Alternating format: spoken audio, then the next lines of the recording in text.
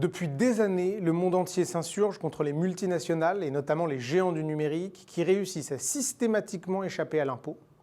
Les GAFA sont en moyenne 2 fois moins imposés que les entreprises traditionnelles. Les États n'ont jusqu'ici jamais su ou jamais voulu les obliger à jouer le jeu de la fiscalité, étant tellement omniprésentes sur le marché de l'emploi et puissantes sur le plan de l'attractivité économique. Mais la France est un pays pionnier sur ce sujet depuis l'arrivée au pouvoir d'Emmanuel Macron. Et grâce à l'intervention du président américain nouvellement élu Joe Biden et à la ténacité du président français, un premier accord historique est intervenu sur la fiscalité des multinationales dans le cadre du G7 de juin dernier. Malgré tout, beaucoup d'autres pays restent encore à convaincre. L'ensemble des États vont-ils jouer le jeu? Allons-nous parvenir à un accord mondial définitif?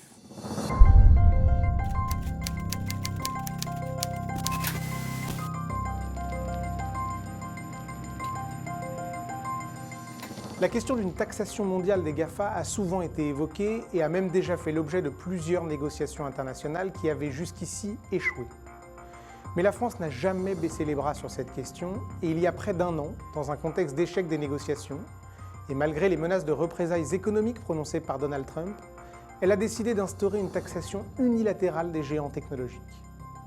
Finalement, l'élection de Joe Biden a relancé le débat d'un accord international et le 5 juin dernier, le G7 a accepté le principe d'un impôt minimum d'au moins 15% sur les profits des multinationales dans chaque pays pour lutter contre l'évasion fiscale.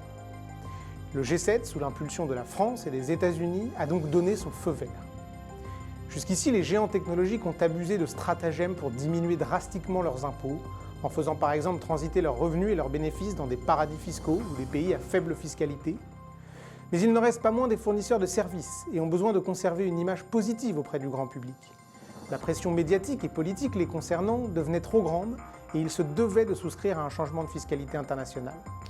Et ce fut le cas puisque le vice-président des affaires globales de Facebook a déclaré que la décision du G7 était un premier pas significatif vers le renforcement de la confiance du public dans le système fiscal mondial.